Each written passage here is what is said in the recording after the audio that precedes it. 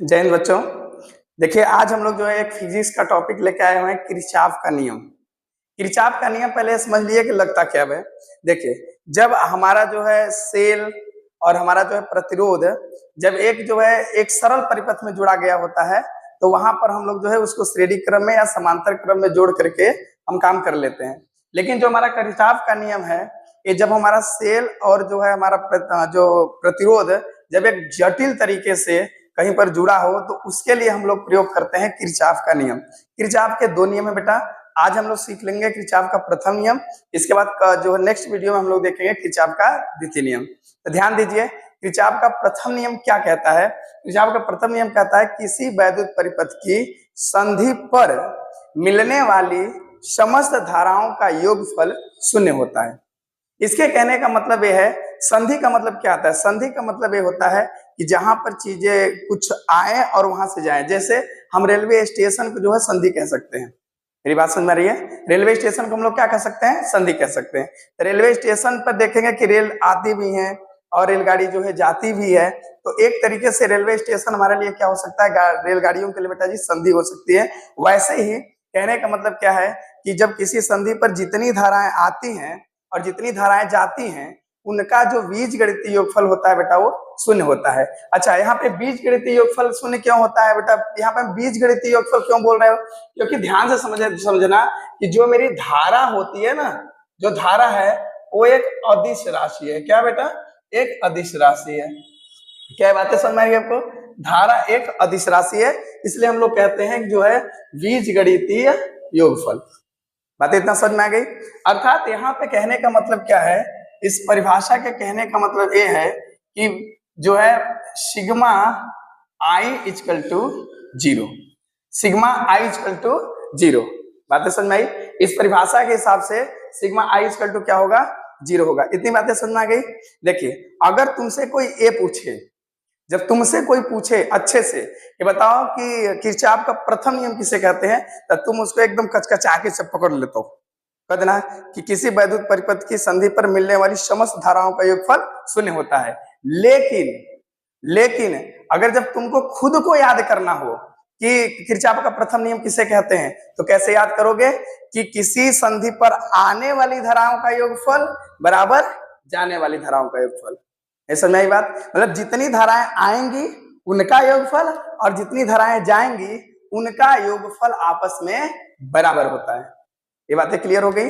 अब देखिए ध्यान से, अब एक दो ठो रूल समझ लेते हैं थोड़ा सा, इसके बाद एग्जांपल समझते हैं। देखिए अगर संधि के तरफ धारा आ रही है, धारा आ रही है, तो उसके लिए जो हम लोग सिंबल लिखते हैं बेटा जी वो लिखते हैं पॉजिटिव। क्या लिखते हैं? पॉजिटिव। और यही जो है संधि से दूर धारा जा रही है तो उसके लिए हम लोग लिखते हैं निगेटिव। उसके लिए क्या लेते हैं? निगेटिव। अब आपको समझ में आएगी बातें? मतलब अगर संधि के तरफ धारा आ रही है तो वहां पे हम धन का प्रयोग करेंगे, प्लस का प्रयोग करेंगे। अगर संधि से दूर धारा जा रही है तो वहां पर हम लोग माइनस का प्रयोग करेंगे। इतनी बातें पहले पढ़ रही हैं? देखो फटाफट। अब कहने का मतलब तुमको एग्जाम्पल समझा दे, देखो फटाफट। देखिए मान लो कि ए तुम्हारी एक संधि ओ है और यहां से धारा जा रही है, एक निकल रही है। ए है बेटा जी, मान लेते हैं कि I1 है। एक जो है इस बिंदु पर धारा आ रही है जो I2 है। एक जो है यहां से जो है धारा निकल रही है जो I3 है। एक जो है फिर से निकल रही है जो I4 है। एक धारा आ रही है जो I5 है। क्या बातें समझ में आ रही है? यहाँ पे 5 धाराएं हैं बेटा, जिसमें से I1 जा रही है, मतलब संधि से दूर जा रही है। I2 संधि के पास आ रही है, ठीक है। I3 दूर जा रही है, I4 भी दूर जा रही है और I5 पास आ रही है। तो अगर इस परिभाषा से हम लोग समझें तो क्या मैंने क्या कहा आपको? अगर तुमसे कोई पूछता है, दूसरा कोई पूछता है, तो उसके लिए कैसे जवाब देना बता दिया हम। एकदम पकड़ लेते हो कचकचा के इसे। कह दीजिए क्या? ठीक है, कह दीजिए कि किसी वैद्युत परिपथ के संधि पर मिलने वाली समस्त धाराओं का योगफल क्या होता है? शून्य। देखिए अब आगे क्या करो, अब देखो ध्यान से फटाफट देखो। अब हम करते हैं परिभाषा से। परिभाषा से।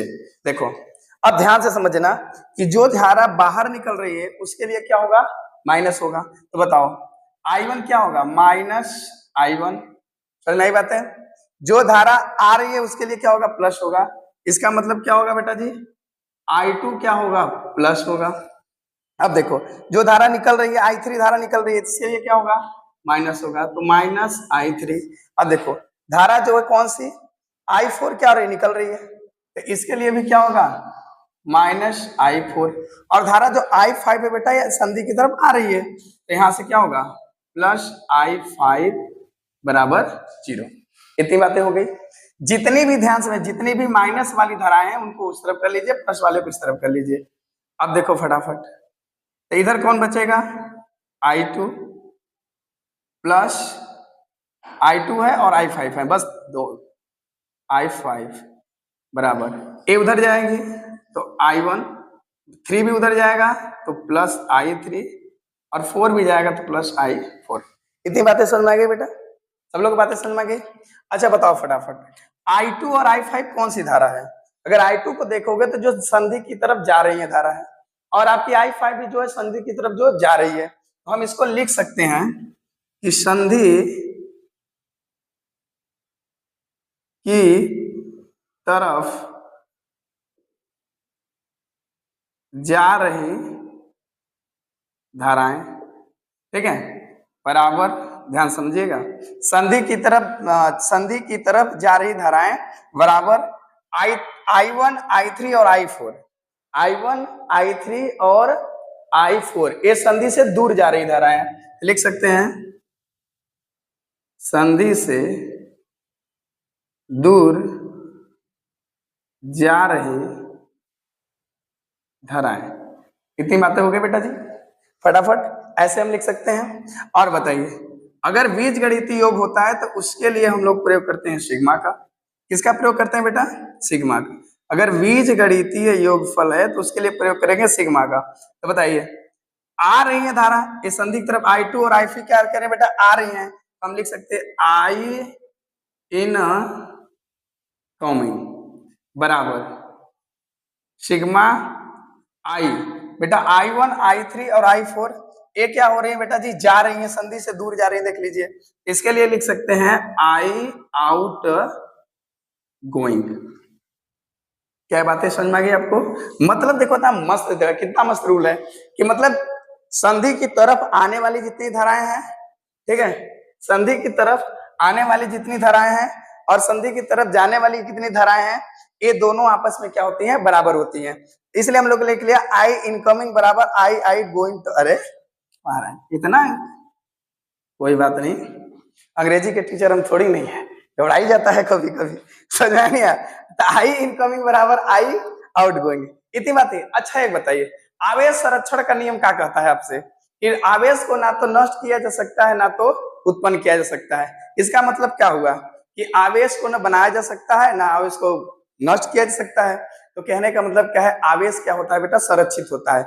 उसी तरीके से देख लीजिए ध्यान से कि धारा, जितनी धारा आ रही है उतनी ही धारा जा रही है। इसीलिए कहते हैं कि जो किरचॉफ का प्रथम नियम है यह आवेश संरक्षण के नियम की क्या करता है बेटा, पुष्टि करता है। यह नियम जो है, कहने का मतलब जो आपका ये नियम है, ठीक है, जो आपका किरचॉफ का प्रथम नियम है, यह आवेश संरक्षण के नियम की पुष्टि करता है। बातें समझ में आ गई। इतनी बातें अगर आपको समझ में आ गई हो तो आप फटाफट इसका स्क्रीनशॉट ले लो, फिर इसके बाद तुरंत हम एग्जाम्पल बताते हैं, फिर वीडियो खत्म हो जाएगी।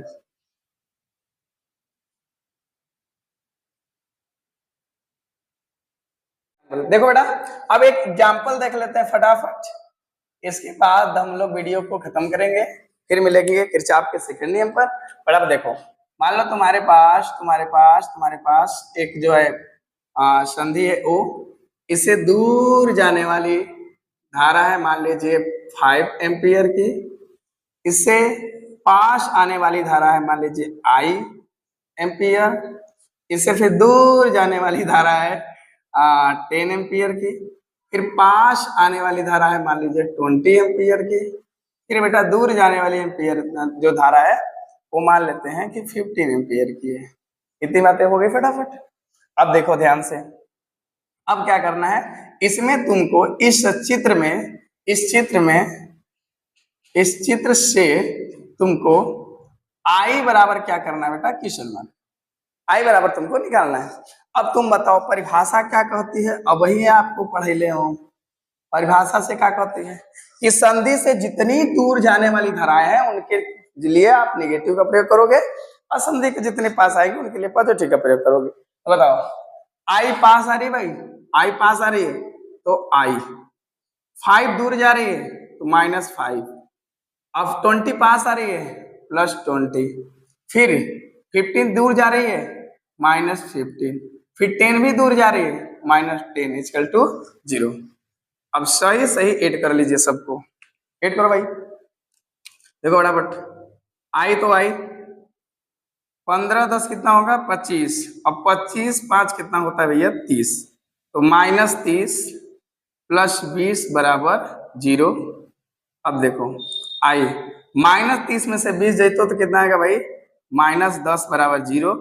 अब तुम 10 को भेज दो उधर तो आई बराबर मिल जाएगा 10 एम्पियर। इतना मस्त वीडियो है, मजा आ गया ना? क्या गया बेटा, मजा आया कि नहीं बताओ फटाफट, मजा आ गया, ठीक है ठीक है। तो अब मिलेंगे हम लोग नेक्स्ट कल नए वीडियो के साथ, किरचॉफ के सेकंड नियम के साथ। इतना स्क्रीनशॉट ले लीजिए आप लोग, ठीक है, इसके बाद मिलते हैं।